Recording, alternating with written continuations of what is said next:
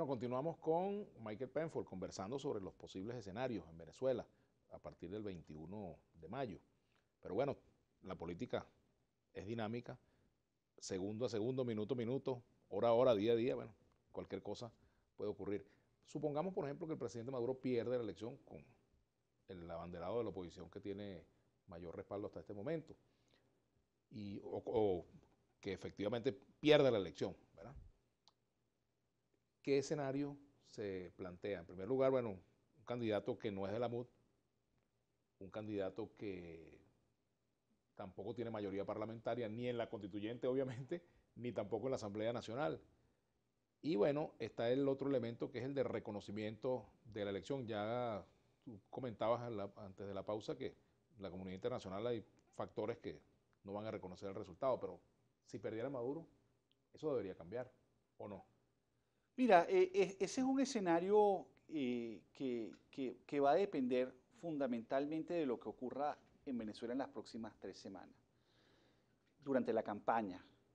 Porque la única manera que pueda ocurrir ese escenario es que tú tengas, por un lado, el candidato Falcón o cualquier otro, que logre movilizar masivamente la votación. Es decir, que haya una ruptura en materia de personas, de gente que decide salir a votar y que por lo tanto eso compensa, digamos, algunas debilidades políticas que tiene sobre todo la candidatura de Falcón.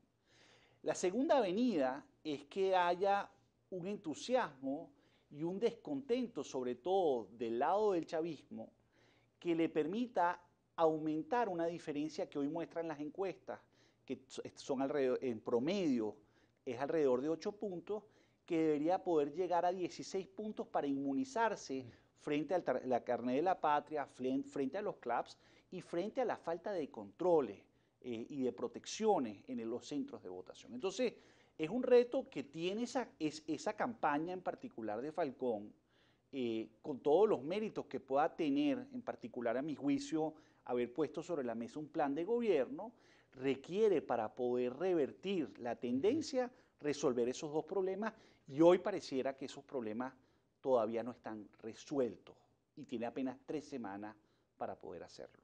Ahora, suponiendo que los resuelve, que gana y que hay un factor sorpresa, ese nuevo gobierno, a mi juicio, va a ser un gobierno de transición, o sea, un gobierno que de entrada pasa a ser una transición que va a depender, al igual que Maduro, de la capacidad de alinear a la Asamblea Nacional. Es decir, Maduro no puede reestructurar la deuda, no puede hacer nada desde el punto de vista financiero, sin incluso modificar contratos en el sector petrolero sin la aprobación de la Asamblea Nacional. Entonces, la Asamblea Nacional, en un escenario de Maduro ganando, sigue siendo un actor muy relevante, y en el caso de Falcón también. Es decir, por más que haya una división en torno al mundo opositor y la candidatura de Falcón, que la hay, al final Falcón tiene que convivir con una realidad, que es que esas reformas tienen que pasar por esa Tendría que Asamblea. formar una nueva mayoría. Y quizás habrá ambiente, porque obviamente al darse si eso ocurre, ahí tiene que haber un cambio de actitud. Eso Hay, sería lo racional por parte de... Yo creo que hay ambiente en la medida en que los temas sustantivos Se han en consultado, ¿no? Venezuela se han consultado y se han consensuado. Porque, porque al final Falcón va a tener que lidiar con dos problemas. El primer problema es cómo logra tomar control nuevamente de las instituciones para poder hacer un cambio de rumbo. Y eso implica una negociación muy complicada con el chavismo que va a tener mucho miedo de terminar de ceder el poder. Y por otro lado, cómo conforma una mayoría que le permita dentro de la Asamblea realmente operar. Y eso supone, a mi juicio, reformas constitucionales importantes, acuerdos en materia económica y social, y sobre todo una agenda de reformas legislativas que permitan que el país retome la actividad productiva, que permite atraer inversión nuevamente al sector petrolero y que permita atender la emergencia social y reconstruir los servicios públicos. Es decir, en un país, mira el país como estamos sin luz prácticamente en el interior del país, el transporte público colapsado, con problemas de agua en la zona metropolitana, y Y en el, esos problemas no se van a ir en el corto plazo y hay que atenderlos. Y eso supone un cuadro de gobernabilidad muy, muy sin complicado. embargo, tendría un impacto muy importante el cambio, o sea, la Sin señal duda, de cambio. Sería sin un impacto duda. muy importante que no es que va a resolver esos problemas, pero coloca la atención en las expectativas, ¿no? Sin duda, o sea, como dije, yo creo que si eso llegase a ocurrir, Venezuela entraría en un proceso de transición política Ujú. y de transición económica también. Claro, yo creo Ahora, que todo el cambio de tema es, gobierno lo implica de alguna forma. Claro, salvo que sea pero con una continuidad dentro de coyuntura una... muy especial, que es la nuestra, que es un país donde cesó de existir el Estado de Derecho, Mm. donde las garantías democráticas no están operando, donde la independencia de las instituciones judiciales y electorales no existe. Es decir, hay que reconstruir todo eso. Y una transición política culmina cuando logras reconstruir eso. Y eso pasa por acuerdos políticos muy importantes con todos los actores, Perdiendo el incluyendo, gobierno, incluyendo las Fuerzas Armadas. ahora perdiendo el gobierno, la Asamblea Nacional Constituyente se desinfla o puede quedar como una estructura que impida los cambios. Yo creo que la Asamblea Nacional Constituyente es inaceptable para el mundo internacional. Puede que para el chavismo hoy y para Maduro sea una realidad política, pero no lo acepta la comunidad internacional. Fue el evento que propició el escalamiento de las sanciones, en particular de las sanciones económicas. Mm. Y es una institución que no cuenta tampoco con el apoyo de los venezolanos.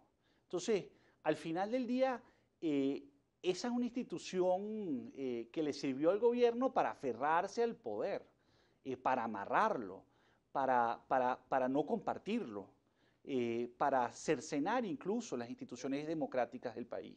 Pero esa institución, tal como está operando, si el gobierno de Maduro quiere dar un cambio, incluso bajo la presión internacional que va a tener, yo creo que esa es una institución que va a tener muchísimas dificultades, por lo menos en permanecer. Y si permanece, probablemente quede muy acotada en cuanto a sus funciones.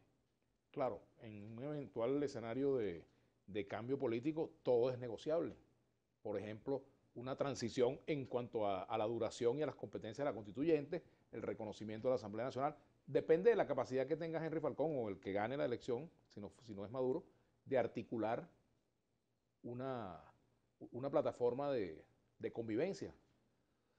Mira, yo conozco muy pocos casos Ujú. de transiciones democráticas donde el tutelaje de esa transición esté en manos de quien ejerció el poder y que esas concesiones se vayan dando en el tiempo y que efectivamente culminen en un proceso que implica esta restauración de la Chile no es un gobernabilidad. ejemplo de eso.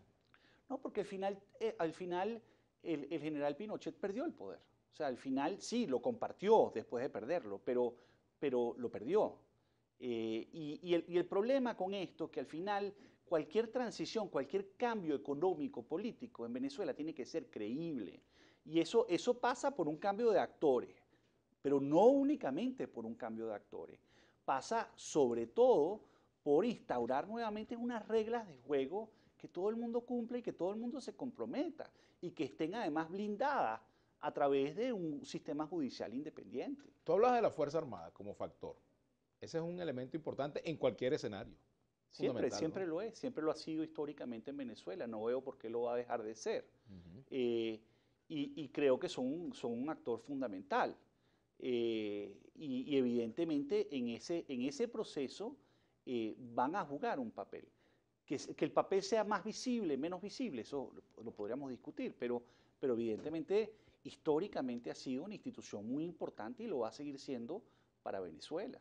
Fíjate, un cambio de gobierno puede implicar que la Fuerza Armada deje de tener la presencia que tiene hoy, por ejemplo, en ministerios, instituciones públicas. A lo mejor no es en definitiva totalmente, pero es obvio que un cambio de gobierno afectaría en ese sentido al menos a los factores de la Fuerza Armada que están en esas posiciones.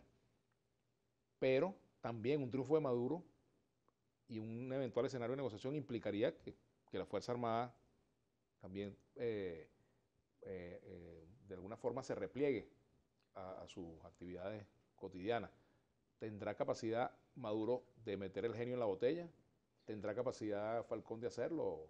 Bertucci, Mira, o Ratti, cualquiera que yo pueda ganar, esto o Quijada, pues, sí. como veo en términos generales la situación política en Venezuela. Tú tienes una coalición de gobierno, una coalición oficial cada vez más pequeña, cada vez más chiquita, con menos actores. Vamos a hablar de eso al regreso. Vamos a profundizar en ese tema. Ya venimos con Michael Penford.